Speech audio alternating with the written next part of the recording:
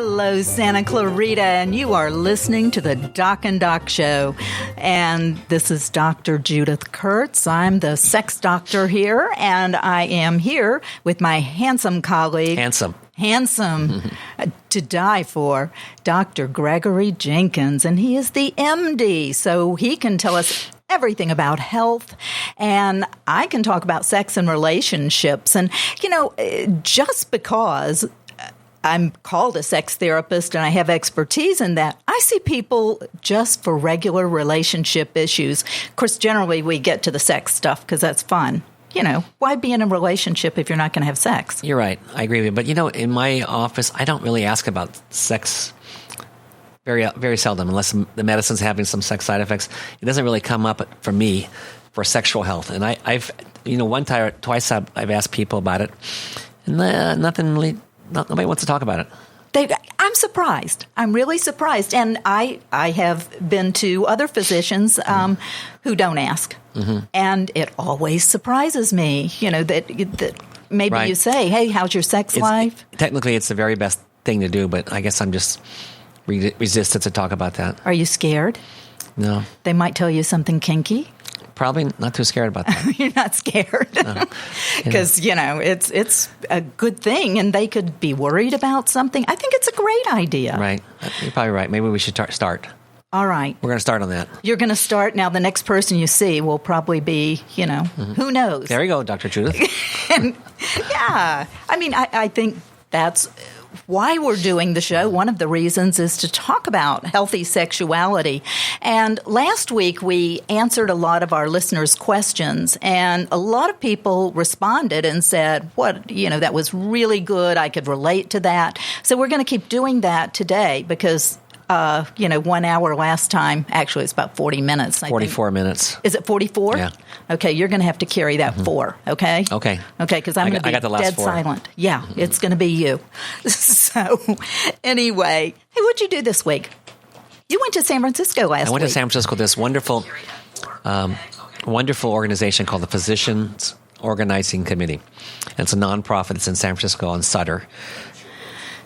It was the 34th or 35th anniversary of this organization, and they've done so many good things for people.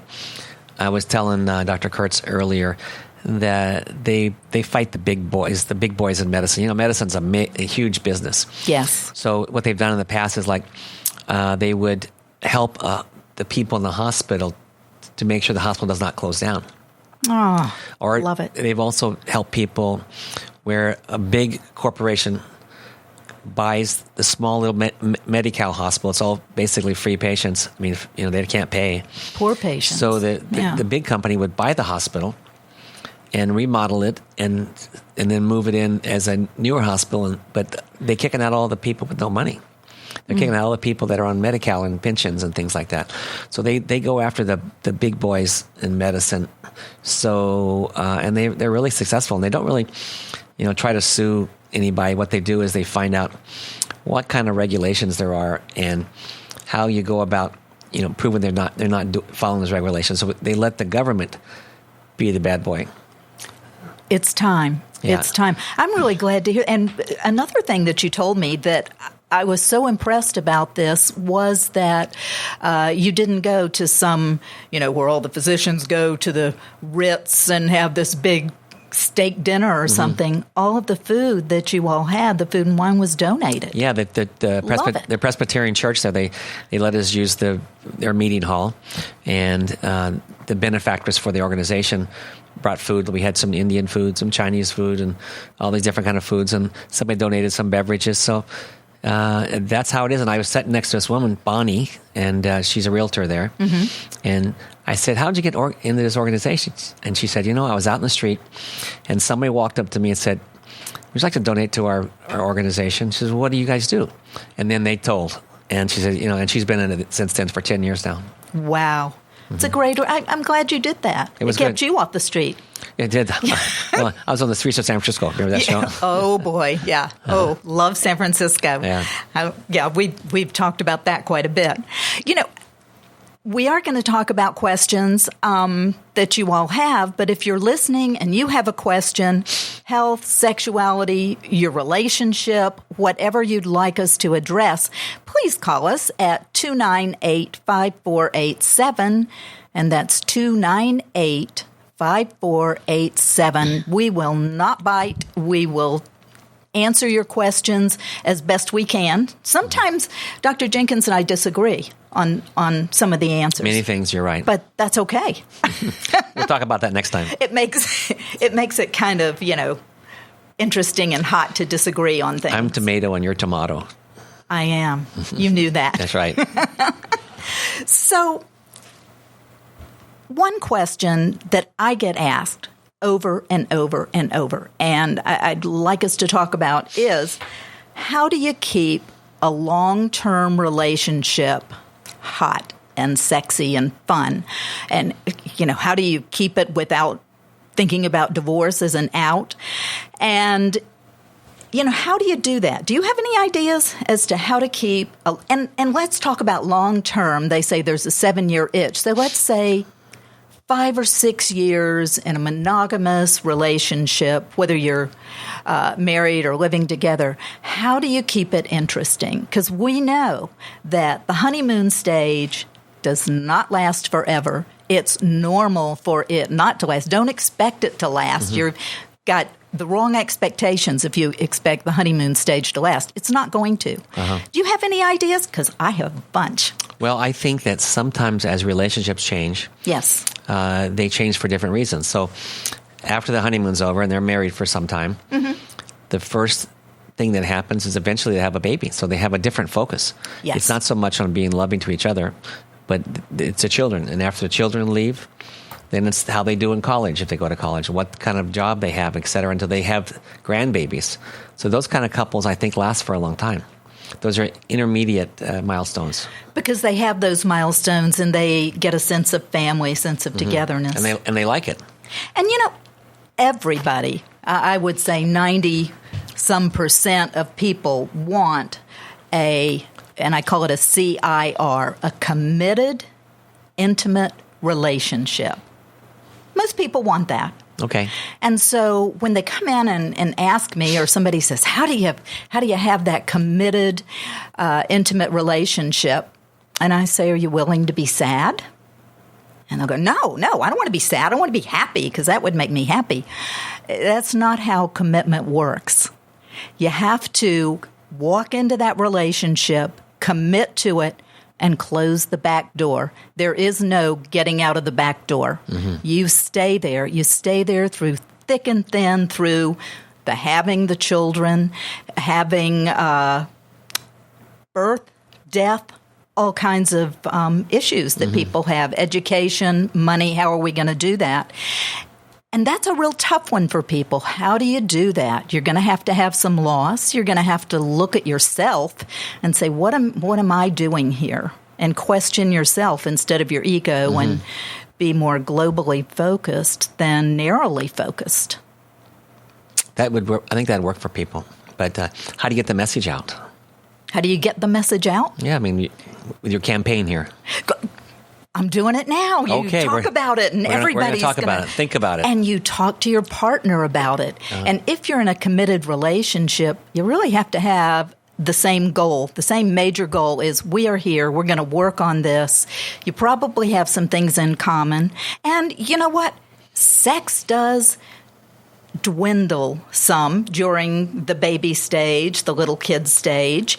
And so how do you keep that going? And I will tell you, I go to some meetings sometimes, and I always learn something. There was a couple who'd been married 30 years. And they seemed quite happy. And I said, how do you keep your marriages happy and alive? And they said, we have a rule, and it's called duty sex. D-U-T-Y, duty. And they said every Saturday since they've been married, in the morning, they have a certain time that's when they have sex, whether they want to or not. But they have sex together, and they really do look forward to that time. So if anybody asked them for brunch, or, the kids knew that they were to watch cartoons, or this is mommy and daddy's time, we are not to be disturbed. So that's what they do every Saturday for 30 years. Is that cool? mathematically, is that possible? You're the scientist. So 30 years, that's 3,600 times of having sex with your partner. It's That not sounds bad. like a lot. It does sound like a lot, Yeah. but 30 years, That's good. that's a third of your life if you live to be 90. So that doesn't seem so bad. And, that's one of the questions on the internet that's asked. One of the top questions about relationships is, and I was looking all these things up, how many times should you have sex? What is the how many times a married couple, and of course it depends on if you got the little kids or what, but you really have to kind of agree on how many times. What is this duty sex, and to show up for it? What if you don't feel like having sex that night or that morning? Then you show up, and you show up bored, but you show up bored 100%. Okay. I don't feel like it, but you know what? Yeah. I'm committed, and I'm going to do this. I'm going to get a keychain that says that. Are you? Engraved. Engraved? And who are you going to show that to? I don't know yet. I'm just thinking past this, right? Oh, okay. All right. How does this affect me? You individually? You. Oh, I don't know yet. Oh. I'm still processing a lot of information. Okay. All right. Anyway, when I was at this meeting, I met an interesting man, a psychologist. His name is, and I'd love to get him on the show. His name is Dr. Bruce Derman. He's in Woodland Hills, and he's written a few books. Get the name of this book. And I'm certainly not pushing for you to buy the book. I'm going to buy it because I think it's a cool name. It says, "We'd have a great relationship if it weren't for you." I love it. And he has kind of a great attitude about couples. And he also wrote a book, "We Could Have Had a Great Date if it weren't for you." So, and it's really interesting. It's how you find out more about yourself. It's a serious book, but with humor. And, I just thought he was a very interesting person. I'd love to have him on the show. Yeah, the name of the books are whimsical. It sounds like you want to read them. You have to read them. Yeah, it'd be fun. Yeah, because we'd have a great show if it weren't for you. I think you're right. I think you're right. Oh, see, he's committed. He's committed. He's not going to fight with me. I love that. It's very nice. Although fighting can be fun sometimes. Speaking of books, you think Cliff's Notes, the book you study the last week of school that you haven't done any work in Shakespeare or whatever class it was, right? And you read through this book and you just want to pass the class, right?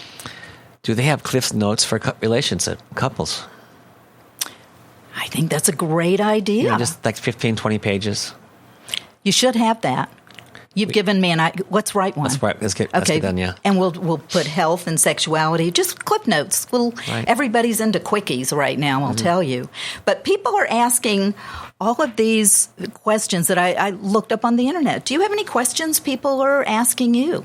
Yeah, I've had some emails and some calls, and one of them is there's some new research out. I thought this was interesting, and I don't know how you use that in therapy, but this says here that if you are happy with your weight, then you're going to be happy with your relationship. I believe that. So two skinny people, too big of people, and I never thought about that, but I guess that could be happy. I think especially with women, there's a lot about body image. I mean, look at the surgeries that women have on their bodies everywhere. So I think women are insecure about their weight and how they feel, and I don't think men care as much. Do you? Mm-mm. As long as they're having sex, they're happy. Yeah, I don't know. Let me think. So if I was happy with my body weight, I'd be happy with my partner. Is that what you're saying? This study was for women, but I don't know if for men. I don't think it's as important for men. Mm-hmm. If they have an erection, they're happy. That's all it takes. We'll get some pills for that too. Yeah. We can always do that. Yeah. So, Justin, we always pick on Justin. We don't always, and I think we should now because it's been a while and he's overdue. Justin, what questions? You're a millennial, correct? Mm-hmm. Okay. What questions in your group are asked about relationships or sexuality? What do you think the top questions are?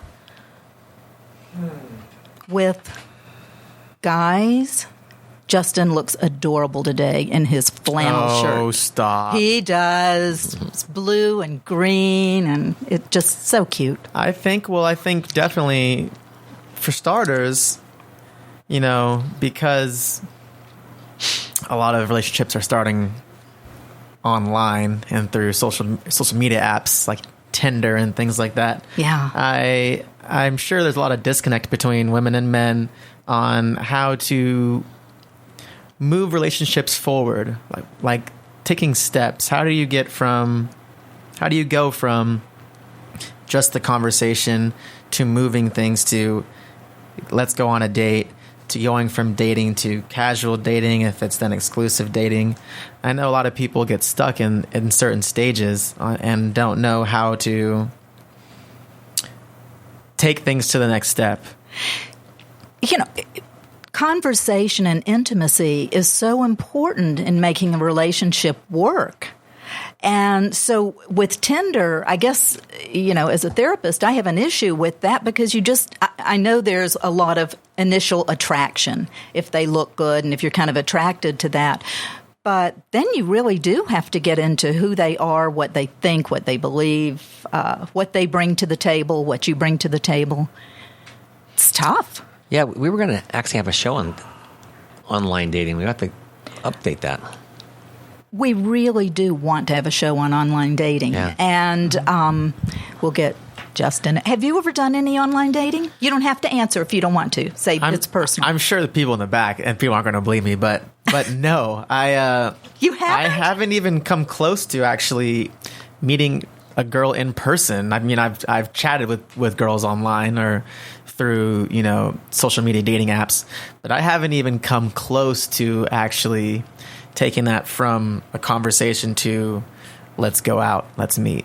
And that's, a lot of it I would probably say is on my end. I'm a little, I think I'm good at talking, but maybe I'm not good at actually taking the step of, okay, let's do this, let's go out, let's make that next step of actually meeting in person. I kind of just linger and get awkward. I'm like, all right, I don't really know how I feel about this person. I don't really know what I want to do. Maybe and you're not going to know till you meet them. Exactly. So yeah, how do you do that? And so I mean, I think that's. I don't know if that's an issue with the majority though, because I feel like when I talk to my peers or people, they're pretty good about getting dates and going out with people from that they meet online and socially. I think another thing for me is I wonder. How especially when you're getting to a point where maybe you're being serious or things of that nature, and you're expressing more and sharing more, I think it's difficult for people to practice, and I say practice for a reason, being honest with their partners about things, because I think at times, I think for many, I don't think it's. I guess I don't know. I can't speak for everyone, but personally, usually for me, it's I don't want to either offend or hurt this person, and I would never outright lie to them just to be a terrible person. So you tell those we sometimes call it, or my mother used to say, the little white lies. Yeah, the protective lies, things like that. How do you breach that and express honesty, knowing that, it's putting you in a vulnerable situation where you don't know how the other is going to react to whatever it is you have to say. What do you think, Doc? Well, I think that, I've talked to plenty of patients that are your age, and with relationships, it's not that important to them. What they're, I said, do you have a relationship? Yeah. So how do you meet people? I said, online, etc. And they will say things like, well, I just want to hook up. I'm not interested in a relationship right now. I just want to hook up, have fun, and when they get older, I'll have a relationship. So I think that the time has shifted so that younger people want just to have dates, basically, and the older people still want to stay married. But I know people also that have been on these dating sites, and they say at least half the time the pictures / what they say about them doesn't match up with really who they are. I think that's common, that people do lie, and they round up or round down ages and height. Right. And then what they'll do is they'll get on FaceTime or what's that one, Skype, so they can actually validate, is that the person I'm talking to? Oh, that's smart. So you got to be a computer genius to date these days, I think. You could do that. Could you do a FaceTime or a Skype, Justin? Oh yeah, I'd do something like that. I have in the past. I have video chatted. That's nothing out of the ordinary. But I have gotten to a point where I would much rather, just personally, I'd much rather find ways to. I'm so obsessed and so locked into my phone as it is, and I don't want to be. I'm trying to break from my addiction of screens, of being glued to screens. Right. That I would much rather force myself into maybe even more uncomfortable situations, but being out and socializing without the use of needing to be on my phone. Well, I think that you can do that really easily. You can, and I talk to people that are broken up, they're trying to get back together, and they say, well, I don't want to meet anybody at the bar. I said, well, that's a bad place to meet somebody, probably. So what you probably should do is go to an organization, like you go to church to meet somebody. Yeah. Whatever your hobbies is. There's a really good website that's called, let me think what's called, Meet, M-E-E-T, Meetup. And you can type in radio. You can type in anything you want, food, sports, and you'll find a group that they're going to have a party. And there's like 10, 20 people there. Not really a party, but it's, you meet people, talk about art, whatever you. I'm signed up for one to learn how to speak Spanish better. Okay. So I go down there and there's Spanish speakers and there's English speakers and we try to help each other.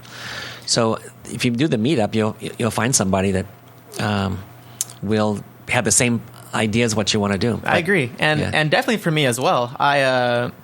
I've been in this transitionary period where I need to bring more positive energy into my life, and by doing that, I want to be giving back and doing for others. So I've signed up for a couple different .orgs like kindness.org and do something.